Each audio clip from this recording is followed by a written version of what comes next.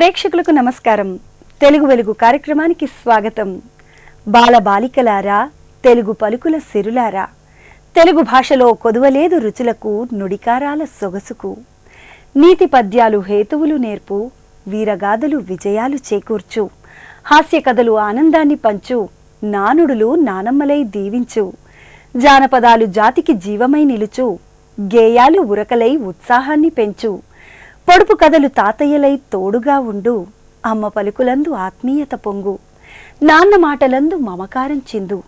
బాలబాలికలారా, తెలుగు పలుకుల సిరులారా, దారిచూపు మాతృభాష నేత్రాలతో సమానం, లేదు దీనికి ఏది సరిసమానం అంటూ తెలుగు భాషను నేర్చుకోవలసిన అవసరాన్ని చెప్తున్నారు కవి. అలాంటి అందమైన తెలుగు పలుకులను మీకు అందిస్తుంది ఈ వారం తెలుగు వెలుగు.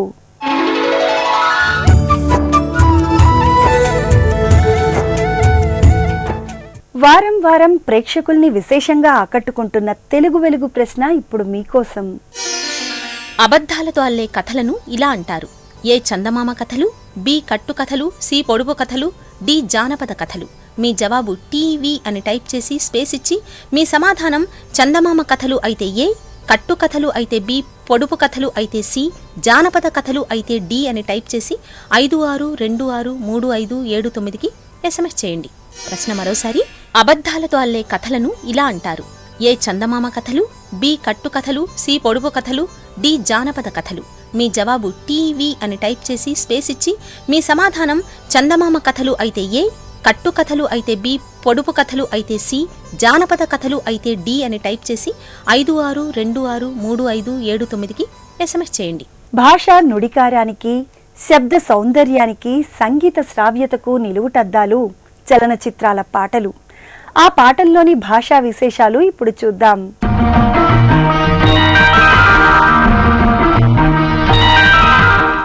చిన్న చిన్న పదాలతో ప్రవాహం లాంటి పాట రాయగలరు ఆత్రేయ. మనసుకి భాష్యం చెప్పిన అక్షరయోగి ఆయన. మామూలు పాటల్నే పాటలు చేయగల ప్రతిభాశాలి. ఆత్రేయ చిత్రకథకు అనుగుణంగా పాటలు రాసిన చిత్రం ప్రేమనగర్. ఈ చిత్రంలోని తేట తేట తెలుగులా, తెల్లవారి వెలుగులా పాటలో తెలుగు భాషా సౌకుమార్యాన్ని నాయికతో పోల్చి చెప్పారు. తేట తేట తెలుగులా, తెల్లవారి వెలుగులా,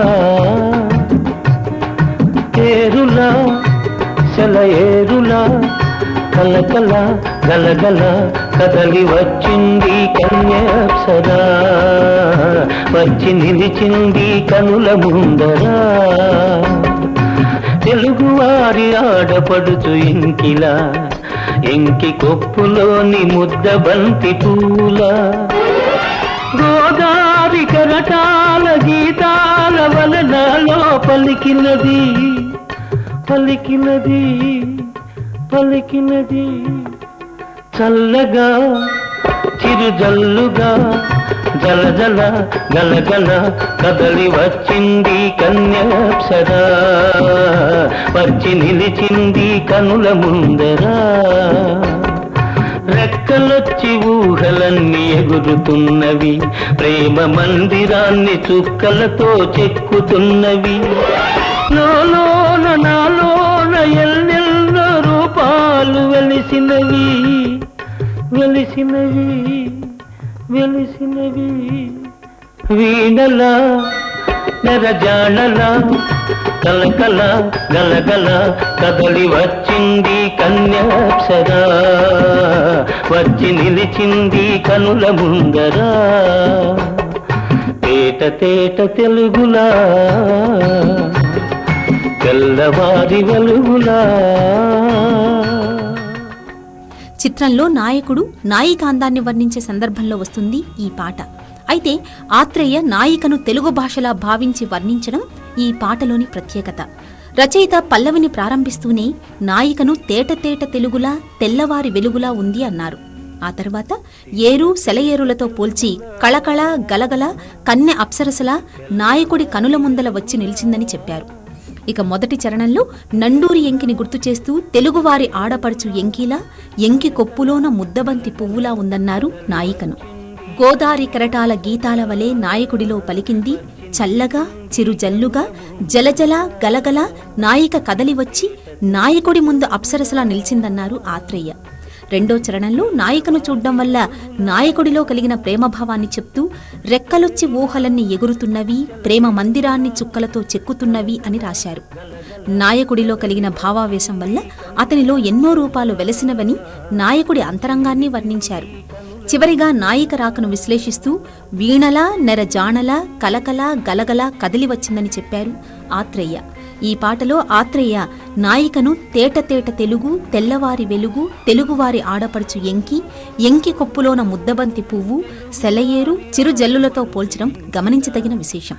అలాగే కళకళ, గలగల, జలజల, కలకల వంటి ధ్వని అనుకరణ శబ్దాలను ప్రయోగించి పాటకు అందాన్ని, లయను జోడించారు కవి. అందుకే అలతి పదాలతో అనల్పమైన భావాన్ని చెప్పగల మన మాతృభాషకు ఈ పాట ఓ మంచి ఉదాహరణ. తెలుగు రాష్ట్రాల్లో స్వభాష వెల్లివిరియాలి, అన్ని రంగాలలో మాతృభాషే రాజ్యమేలాలి. తెలుగు భాష అమలుకు ప్రజలు, ప్రభుత్వాలు ఎలాంటి కృషి చేయాలో ఓ భాషా ప్రముఖుని ద్వారా తెలుసుకుందాం. మీకు కథా రచయితగా తెలుగు సాహిత్యంలో ఓ గుర్తింపు ఉంది. ఇప్పటికే 13 కథా సంపుటాలు వెలువరించారు. మా ప్రేక్షకుల కోసం మీ కథా సాహిత్యం గురించి వివరిస్తారా? సంప్రదాయ సాహిత్యాన్ని, కావ్యాల్ని చదువుకుని అడపాదడపా చిన్న ఖండకావ్యాలు, విడిగా సందర్భోచితమైనటువంటి పద్యాలు రాస్తుండేవాడిని. అలాంటి వాడిని కథానికా సాహిత్యంలో ప్రవేశించడానికి ప్రముఖమైనటువంటి కారణం ఏమిటంటే, నేను ఒక 5-6 సంవత్సరాల పాటు ఆధునిక సాహిత్యాన్ని దాదాపుగా మధించినట్టుగా ప్రత్యేకమైనటువంటి శ్రద్ధ పెట్టి చదివాను. 62 నుంచి నేను సుమారుగా ఇప్పటికీ 350 కథల దాకా రాశాను. ఒక 10 నవలల దాకా రాశాను. కవితా సంపుటాలు ఒక 5 వచ్చినాయి. అది కాకుండా వ్యాస సంపుటాలు దాదాపుగా 15 వరకు వెలువడినాయి. అయితే వీటన్నింటిలోనూ విహారీ అనగానే, కథకుడుగానే ఎక్కువ మంది పాఠకులు నన్ను గుర్తుపెట్టుకుంటారు. దానికి కారణం ఏమిటంటే, ఒక నెలలో 7 పత్రికల్లో నా కథలు ప్రచురింపబడినటువంటి సందర్భం కూడా ఉన్నది. అందువలన పాఠకులకి దగ్గర కావటానికి నాకు ఇది ఎంతో ఉపకరించింది. ఈ కారణాల వలన కథానిక సాహిత్యంలో ఉత్సాహం, ప్రోత్సాహం ఉండటం వలన ఎక్కువగా కృషి చేయగలిగాను. మీరు కేవలం కథా రచయితే కాదు, కవిత్వం, విమర్శ గ్రంథాలు రాశారు. రామాయణాన్ని 6 కాండలుగా ప్రకటించారు. వాటి గురించి తెలియచేస్తారా? నాకు అభిమానమైనటువంటి తెలుగు భాష, ఛందస్సు, పద్యరీతి, వాటి మీద ఒక పట్టు ఉన్నాయి. అది ఉండటం వలన నేను దాదాపుగా ఒక 50 సంవత్సరాల తర్వాత 1997లో తొలిసారిగా పద్య కవిత్వం మీద మళ్ళీ మోజు చూపించాను. దానికి కారణం ఏమిటంటే, రామాయణము ఈ తరం యువతీ యువకులకు దానిలో ఉన్నటువంటి విలువల దృష్ట్యా సాహిత్యపరంగా దాన్ని చదవటం జరిగి ఈ కోరిక కొద్దీ రామాయణం అంత మహత్కావ్యాన్ని కేవలం పద్యాల్లోనే చెప్పాలి, పద్యాల్లో చెబితే రచన యొక్క విశిష్టత విడిగా ఉంటుంది అనేటటువంటి ఆలోచనతో అలా చేయటం జరిగింది. ఇక మీరు అడిగిన ప్రశ్నలో విమర్శ కూడా ఉంది. ఆధునిక కాలంలో, అందులోనూ 20వ శతాబ్దంలో మరి అనేక ప్రాంతాల నుంచి కొత్త కథకులు పుట్టుకొచ్చి వారి జీవన విధానాలని చాలా గాఢంగా, సాంద్రంగా రచనల్లో ప్రతిఫలిస్తున్నప్పుడు, వాటిల్లో అనేక మంచి కథలు ఉన్నప్పుడు వాటిని పాఠకుల దృష్టికి తీసుకురావాలి అనేటటువంటి ఒక బాధ్యతాయుతమైనటువంటి కార్యక్రమం చేపట్టాల్సి వచ్చింది నేను. అందువల్లనే ఈ విమర్శ వైపు వెళ్ళి కథానిక పరిచయం అనేటటువంటి ఒక ప్రత్యేకమైనటువంటి ప్రక్రియగా దాదాపు 350 మందిని గురించి నేను రాయటం జరిగింది. అయితే ఇక్కడ రచయితల గురించి రాయటం కాదు, మంచి కథలు ఏవో ఎన్నుకుని అది ఎందుకు మంచి కథ ఏందో చెప్తూ ఆ రచయితని లేక రచయితని గురించి చెప్పడం జరిగింది. మీ కథల్లో వస్తువు సమకాలీన సమాజాన్ని పట్టుకొని మానవ సంబంధాల్లోని వెలితిని తెలియచేస్తుంది. మరి మీ కథల్లో భాష గురించి చెప్తారా? మధ్యతరగతి జీవితాలని నేను ఎక్కువగా ప్రేమించటం జరిగింది. నేను మధ్యతరగతికి చెందిన వాడిని కావటం వలన త్రిశంకు వర్గానికి చెందినటువంటి ఈ జనంలో ఉన్న బాధలు, గాథలు, వాటిని ఎక్కువగా రాయటం జరిగింది. మానవ సంబంధాల యొక్క చిత్రణ నా కథల్లో ప్రత్యేకమైనటువంటి తాత్విక స్ఫూర్తితో కనపడుతుంది అని కొంతమంది విమర్శకులు గమనించడం జరిగింది. నేను కథానికల్లో వాడింది అచ్చమైనటువంటి తెలుగు, అచ్చమైనటువంటి వాడుక భాష. ఒక పాత్ర మన నిత్యకృత్యాల్లో, మన దైనందిన కార్యక్రమాల్లో, మన ఇంటి చుట్టుపక్కల ఏ విధంగా అయితే ఒక మనిషి ప్రవర్తిస్తాడో, అతను ఏం మాట్లాడతాడో దాన్ని ఆధారం చేసుకుని ఆ భాషను రాయటమే జరిగింది. పాలనలో మాతృభాష వెలుగొందేలా చూడాల్సిన బాధ్యత ప్రభుత్వాలది. మరి తెలుగు రాష్ట్రాల్లో మన మాతృభాష అభివృద్ధికి సంబంధించిన కార్యక్రమాలు ఏవైనా జరుగుతున్నాయా? భాష నిలబడాలన్నా, వృద్ధి పొందాలన్నా ముఖ్యంగా జరగాల్సినవి పాలనలో చిత్తశుద్ధి ఉండాలి. భాషా వినియోగం పాలనలో ప్రవేశపెట్టడం. రెండోది ఏంటంటే విద్యా బోధనలో ప్రవేశపెట్టడం, ఉన్నదాన్ని కాపాడుకుంటూ ఉండటం. ఇది రెండోది. మూడోది ఏంటంటే జనజీవనంలో తెలుగు భాష విరివిగా వాడబడేటట్టు చూడటం. ఇది ఎట్లా చూస్తాం? వాడు తల్లి భాషని అమ్మ దగ్గర నుంచి వచ్చేటప్పుడే పట్టుకొస్తాడు.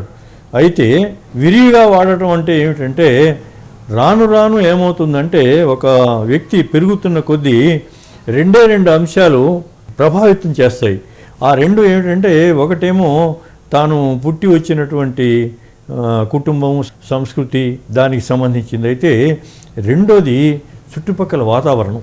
ఆ వాతావరణంలో కనుక తెలుగు వినియోగం ఎక్కువ జరుగుతుంటే, తెలుగు ఎక్కువగా మాట్లాడబడుతుంటే తప్పకుండా ప్రజల్లో కూడా జనజీవనంలో ఈ తెలుగు వినియోగం జరుగుతుంది. బోధనా భాషగా తెలుగుని ప్రభుత్వం చాలా దృఢదీక్షతో, చిత్తశుద్ధితో అమలు చేయాలి. అలాగే అధికార భాషగా కూడా పాలనలో అమలయ్యేటట్టు చూడాలి. 4 దశాబ్దాల కిందటే ఉమ్మడి అధికార భాషా సంఘాన్ని ఏర్పాటు చేసుకున్న ఘనత మన తెలుగువారిది. నేడు స్వభాషకు ప్రాధాన్యత తగ్గడానికి కారణాలు ఏమంటారు? పాలకుల్లో చిత్తశుద్ధి కొరవటం చాలా ముఖ్యమైనటువంటి అంశం. రెండోది ఏమిటంటే ప్రసార మాధ్యమాల్లోనూ విడిగా కూడా తెలుగు వినియోగం తగ్గిపోవటం. మూడోది ఏంటంటే ముఖ్యమైనది తల్లిదండ్రులు మనం ఈవేళ చూస్తే తెలుగు అక్కర్లేదు, ఇంగ్లీష్ చదువుకుంటే చాలు అనేటటువంటి స్థితి. మా అబ్బాయికి ఇంగ్లీష్ మాత్రమే వచ్చండి, తెలుగు రాదు అని చెప్పుకోవటం ఒక గర్వకారణంగా భావిస్తూ కొంతమంది పెద్దలు చెప్పుకుంటూ ఉండటం. ప్రత్యేకించి ఈ కాన్వెంట్లు, కార్పొరేట్ స్కూళ్ళు వాటిల్లో తెలుగు లేకుండా చేయటం. ప్రభుత్వ పాఠశాలలో కూడా ఇది అతి త్వరలో పోయే స్థితి వచ్చింది అని చెప్పి మనం పత్రికల్లో చూస్తున్నాం, వార్తల్లో వింటున్నాం. అమ్మ భాష అనేది ప్రాథమిక స్థాయిలో నేర్చుకోకపోయేటట్లయితే వ్యక్తి వికాసానికి అవకాశం లేదు. అందుకనే నేను అనేక సభల్లో ఒక ప్రత్యేకమైనటువంటి విజ్ఞప్తి చేస్తున్నాను. భాషని గురించి బాధపడే వాళ్ళందరూ, సంవేదన ఉన్న వాళ్ళందరూ కూడా 35-40 వయస్సు ఉన్నటువంటి దంపతుల్ని ప్రత్యేకించి చిన్న చిన్న గ్రూపులుగా ఆర్గనైజ్ చేసి వాళ్ళకి తెలుగు భాష పట్ల వాళ్ళ బాధ్యతని గుర్తు చేయటం. అప్పుడు వాళ్ళ పిల్లలకి వాళ్ళు తప్పకుండా తెలుగులో చదివించేటటువంటి ఒక కార్యక్రమం చేపడతారు. వాళ్ళకి ఆ విధమైనటువంటి మోటివేషన్ని కలిగించాల్సిన అవసరం ఉన్నది. ఆంగ్లం వస్తేనే ఉద్యోగం వస్తుంది అన్న మాట అందరి నోట వినిపిస్తోంది. మరి విద్యా విధానంలో తెలుగు విరాజిల్లాలంటే ఏం చేయాలంటారు? ఇప్పుడు భాషా శాస్త్రవేత్తలందరూ కూడాను ప్రత్యేకించి కోరుకుంటున్నది ఏంటంటే ప్రాథమిక స్థాయిలో తెలుగుని చంపొద్దు, దానివల్ల ఒక జాతి నశిస్తుంది. ప్రాథమిక స్థాయిలో కనుక మనం విద్యా విధానంలో కానీ ఇతర జీవన విధానంలో కానీ తెలుగుని సంరక్షించుకుంటే అతను చదువుకోవాల్సిన సందర్భంలోనూ లేక ఉద్యోగాన్ని ఒక ప్రత్యేక అర్హత కావాలి అని కోరుకుంటున్నప్పుడు కానీ ఇంగ్లీష్ చదవటంలో అభ్యంతరం లేదు, అవసరం కూడా అది.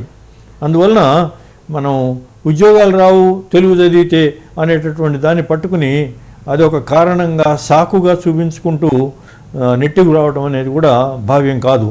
ఉద్యోగాలకి దీనికి ముడిపెట్టాల్సిన అవసరం ఉండదు. భాషగా వర్ధిల్లుతుంది అనేది ఒక సముచితమైనటువంటి నిర్ణయము, ఆలోచన కూడాను. దాన్ని ప్రభుత్వాలు పట్టించుకోవాలి అనేది మనందరి యొక్క ఆశయం. అక్షరాలలో హాస్యరసం, పదాలలో పదునైన చమత్కారం నింపుకున్న భాష మన తెలుగు. ఆద్యంతం ఆసక్తికరంగా సాగే భాషా చమక్కులు ఇప్పుడు మీకోసం.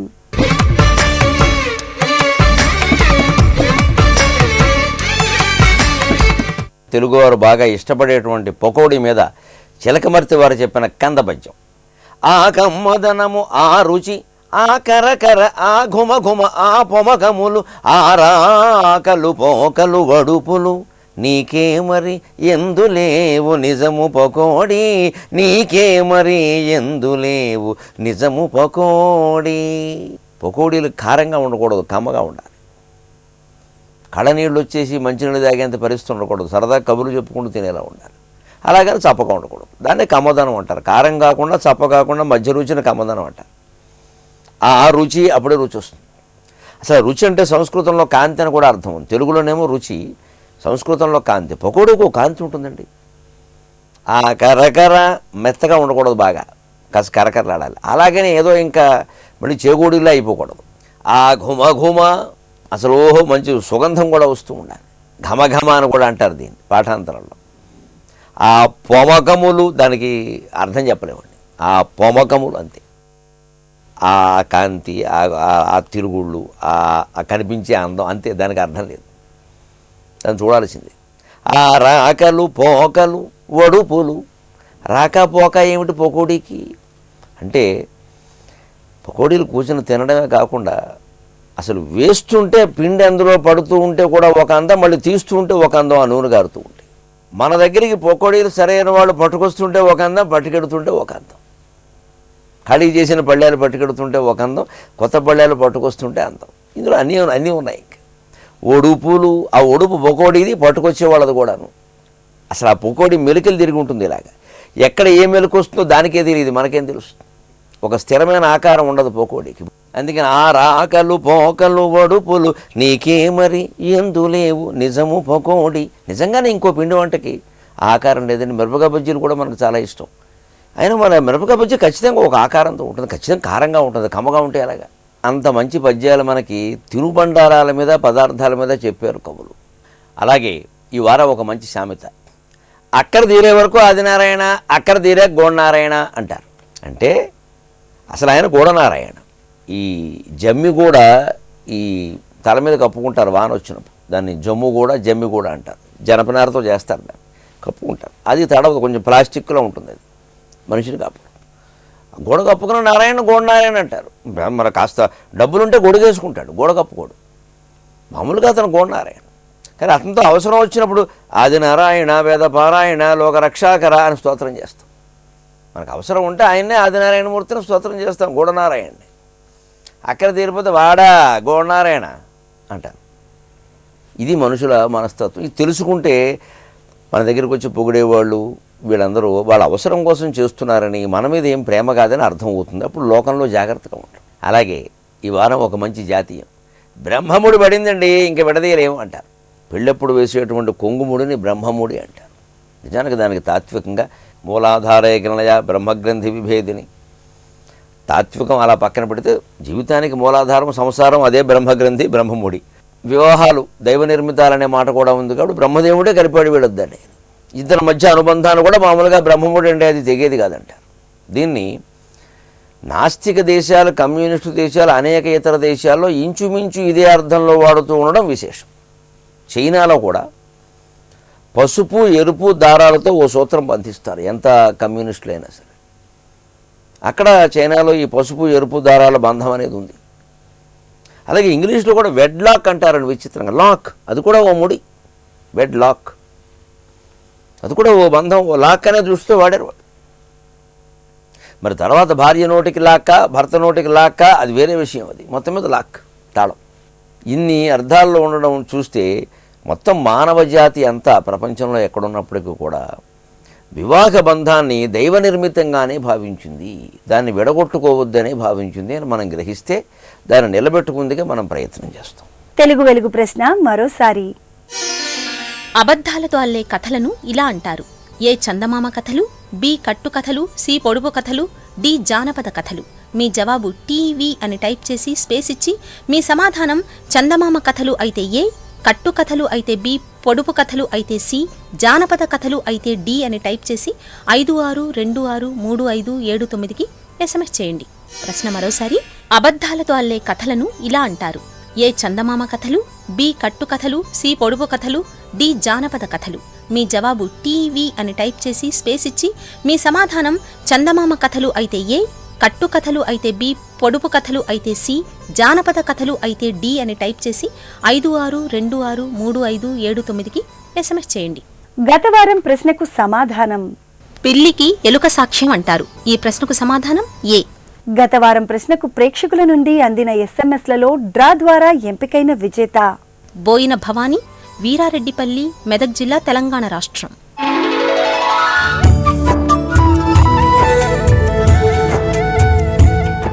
తెలుగు ప్రచారోద్యమంలో భాగంగా విశిష్టమైన ప్రయోగాలు చేస్తున్న వారు ఎందరో ఉన్నారు. అటువంటి వారికి తెలుగు వెలిగే గొప్ప వేదిక.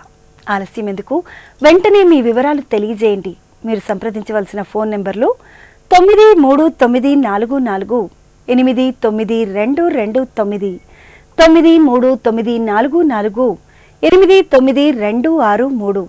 ఫోన్ నంబర్లు మరోసారి 9394489229, 9394489263. వచ్చే వారం తెలుగు వెలుగులో మళ్ళీ కలుద్దాం. అంతవరకు సెలవు, నమస్కారం. తెలుగు భాషా సొబగుల తెలుగు వెలుగు కార్యక్రమాన్ని ఇప్పుడు యూట్యూబ్ ఆన్లైన్లో www.youtube.com/ETV News లింక్ ద్వారా కూడా వీక్షించండి.